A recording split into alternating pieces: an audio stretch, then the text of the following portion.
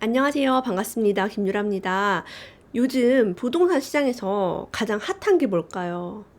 우리의 소원은 청약, 당첨, 뭐 로또 청약, 로또 당첨 이런 이야기가 종종 나옵니다. 정말 로또가 아니어도 큰 돈을 벌 수 있는, 그리고 우리의 어떤 새 아파트 내 집 마련을 이룰 수 있는 방법이 바로 청약인데요. 청약 제도가 자꾸 바뀌고 너무 어렵고, 그리고 유주택자는 어떻게 해야 되는 건지, 무주택자는 어떻게 하면 확률을 높일 수 있는 건지 궁금하지 않으신가요? 바로 이 책에 답이 있습니다. 청약 실전의 최고수 베니아님. 전 사실 이제 베니아님을 몇 년 전에 행크스타 선발대회에서 직접 강의를 제가 들은 적이 있어요. 이분 강의를.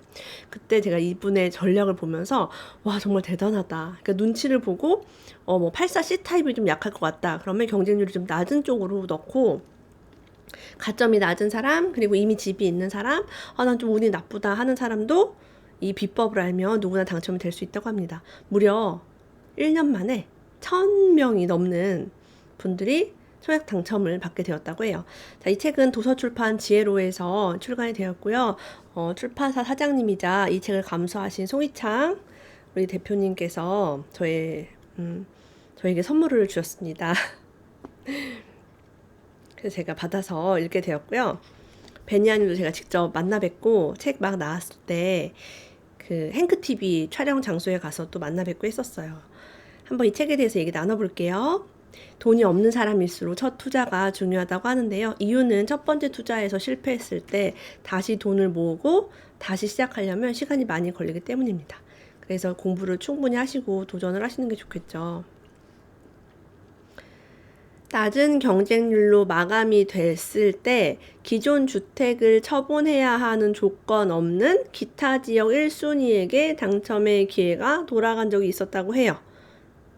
이런 걸 자세히 이제 보고 있다가 기존 주택 처분하지 않고 한 채 더 사면 너무 좋죠. 그리고 유주택자 같은 경우는 기존 주택을 처분하거나 경쟁률이 낮은 곳을 찾아보거나 혹은 주택 유무를 따지지 않는 방법으로도 분양권을 매수할 수 있습니다.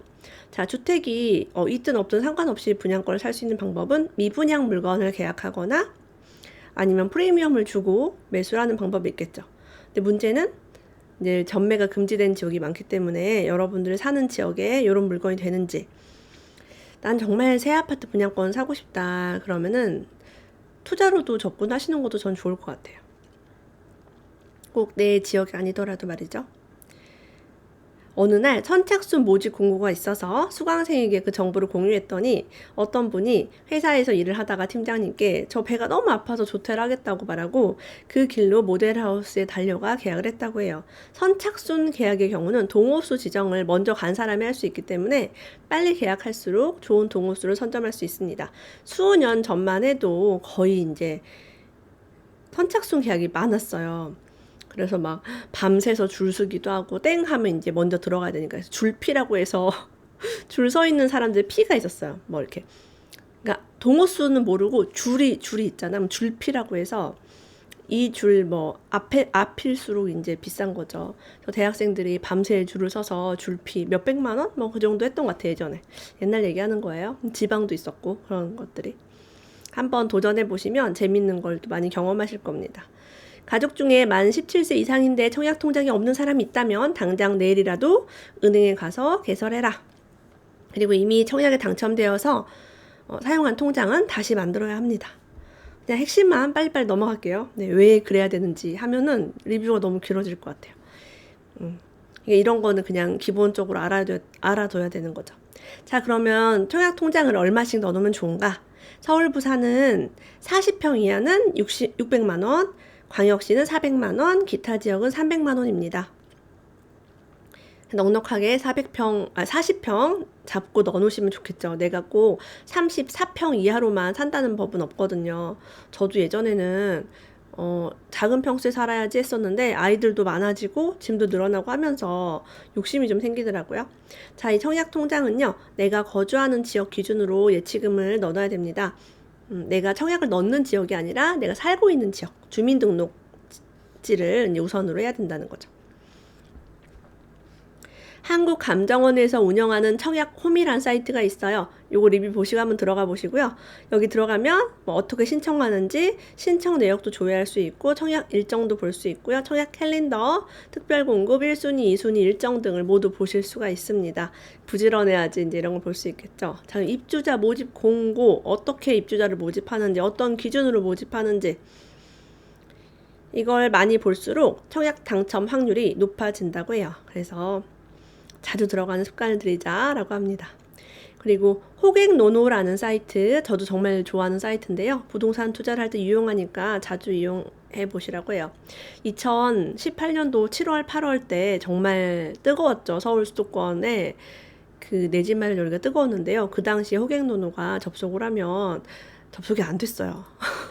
정말 전 국민이 다 그 시세를 클릭하느라고. 그래서 여러분이 그런 지표로 활용할 수도 있어요. 왜 이렇게 안 되지? 그리고 호객노노 들어가 보시면은 지금 이 동네를 몇 명이 보고 있는지 나오는 게 있거든요. 전국을 딱 보시면은 특정 지역에 사람들이 많이 막 보고 있는 지역들이 있어요. 그럼 제가 팁을 하나 드리자면, 우리 동네를 되게 사람들이 많이 보고 있다. 보는 사람이 되게 많다. 이상하다. 그리고 우리 지역 중에도 특히 뭐 이 동네에 사람들이 많이 본다. 그러면 조금 내 집 마련이나 투자를 서두르시는 편이 좋습니다. 왜 그렇게 많이 쳐다보고 있을까요? 그러니까 대기자가 많다는 거죠. 자, 모델하우스에 들어가면은 이제 많은 청약 정보를 얻을 수 있는데요. 영유아 동반 고객은 줄을 서지 않고 들어갈 수 있습니다. 저도 아이들 어렸을 때 많이 이용을 했는데요. 24개월 미만 아이를 안고 가시면 우선 입장이 돼요. 거기 들어가서 가장 중요한 것은 상담원과의 상담입니다. 사실 저는 그 타입별로는 금방금방 대충 둘러보고요. 상담원 한 표를 먼저 뽑아요. 그게 좀 오래 걸리거든요.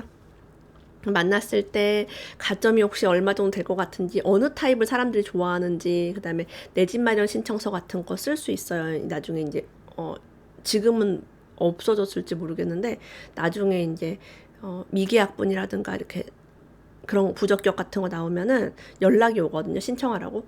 그런 것도 사람들이 뭘 더 좋아하는지, 몇 평, 몇 타입을 좋아하는지, 왜냐면 내가 피하려고 이제 하는 거죠. 그런 것도 물어볼 수 있어요.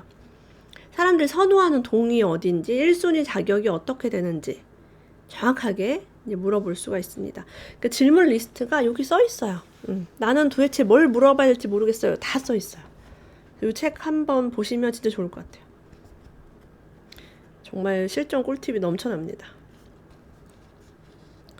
자, 요즘은 분양 상담사, 은행 직원, 부동산 중개소 등등에서 연락해서 상담 받을 게 많아요. 정말 복잡하게 바뀐 것들이 있기 때문에 최소 3명 이상에게 질문을 하고 복잡한 문제라면 서면으로 답변을 받는 게 좋다고 합니다. 서면 답변은 예를 들어 이메일이라든가 뭐 카톡이라든가 문서화해서 말로 이렇게 막 주고받는 것보다는 그게 좋아요. 스스로 정보를 찾아보고 이해하고 그런 습관을 기르는 게 좋다고 해요. 왜냐면 모든 결과는 우리의 책임이기 때문입니다. 저도 여기저기 물어보고 메모하고 국가기관, 상급기관에 물어보고 공무원한테 확인하고 은행 직원한테 확인하고 다 그렇게 합니다. 누구 한 명의 말을 믿어서는 안 돼요. 중개사는 된다고 했는데 은행에서 막 안 된다고 하고 이런 일이 비일비재합니다. 요즘은. 자, 신혼부부들은요, 반대로 생각을 전환해서 조금 부담스러워할 큰 평수 타입을 공략하면 당첨 확률을 높일 수 있습니다. 저는 늘 얘기하는데요. 여유가 되시면은 방 4개짜리 하시면 돈이 돼요, 일단은. 조금 이제 대출 많은데요. 힘들 수 있겠지만 대출 이자 못지않게 상승률이 높습니다. 한마디로 뭐 40평대 이런 거 해봐라 이런 얘기를 지금 책에서 하고 있는 것 같아요. 지방에 위치한 공시지가 8천만 원 이하인 주택은 이건 주택으로 인정되지 않는다고 하는데 청약할 때 특별 공급 신청이 되나요? 라고 물어봤어요. 근데 일반 공급의 무주택 기간에서는 인정이 된다고 해요. 일반 공급, 그러니까 1순위, 2순위. 근데 특별 공급, 다자녀, 뭐 노부모 봉양, 그 다음에 뭐 기관 이전, 뭐 이런 거 있죠. 생애 최초 이런 거에는 안 된다는 거예요. 특별 공급에서 무주택으로 인정받으려면 20제곱 이하 주택 한 채, 20제곱이면 약 한 7, 8평이 전용 면적인 원룸 정도 되는 그런 것만 무주택으로 인정된다고 합니다. 그러니까 시골집도 함부로 받으면 안 되겠죠. 내가 다자녀 특공을 하려고 하는데 저게 집으로 잡혀서 못하면 얼마나 억울해요. 내가 저게 집이 아닌 줄 알고 특별 공급 넣었다가 당첨이 돼도 취소가 될 수 있어요. 너무 힘들죠. 자, 경쟁률을 보는 것보다요, 나와 점수가 비슷한 사람이 어디 단지 어떤 타입에 신청할지를 분석하는 게 중요하다고 합니다. 청약홈 사이트에 들어가면 경쟁률과 가점 커트라인을 확인할 수 있어요. 여러분 대학 갈 때도 우리가 몇 점 정도 돼야지 여기 늘 수 있다는 것처럼 청약도 똑같거든요. 정말 웃음이 나오죠. 이제 이걸 우리가 공부해야 된다니. 예를 들면 10세대를 모집하는데 1000명이 지원한 거랑 100세대를 모집하는데 10,000명이 지원한 거랑 똑같은 100대 1인데 어때요? 다르죠. 그래서 경쟁률을 보지 말고 접수 건수, 인기 있는 곳 이렇게 파악을 하라고 해요. 당첨이 되지 않은 사람들이 거기 이제 새 아파트 못 받았으니까 인근 다른 주택으로 갭 투자를 할 가능성, 그리고 다른 그냥 일반 구축을 내 집 마련할 가능성이 매우 높습니다. 한마디로 10세대 모집하는데 1000명이 지원한 지역보다는 제가 보기에는 100세대를 모집하는데 10,000명이 지원한 지역은 더 집값 상승이 가팔라질 수 있겠죠.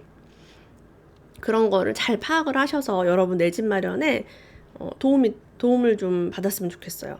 그러니까 청약뿐만이 아니라 전체적인 분위기를 보실 수가 있고, 무주택자의 통장을 우리가 볼 수 있기 때문에 지금 여기 분양가가 뭐 5억인데 7억인데 무주택 통장이 이렇게 많구나. 그러면 이거를 당첨받아서 버틸 수 있는 여력이 된 사람이 많잖아요. 그러면 그 사람들이 내 집 마련 청약을 포기하고 일반 주택 매수로 돌아서는 순간이 분명히 온단 말이에요. 그래서 그런 걸 눈치를 잘 보고 여러분들도 청약 당첨 그리고 내 집 마련 되셨으면 좋겠습니다. 제가 정말 너무너무 재밌게 읽었고요. 청약 지금 정책, 세금 정책이 계속 바뀌고 있어요. 그래서 이런 거는 신간을 읽으시면 정말 좋습니다. 오늘도 함께 해주신 여러분 감사합니다. 저는 다음에 또 볼게요.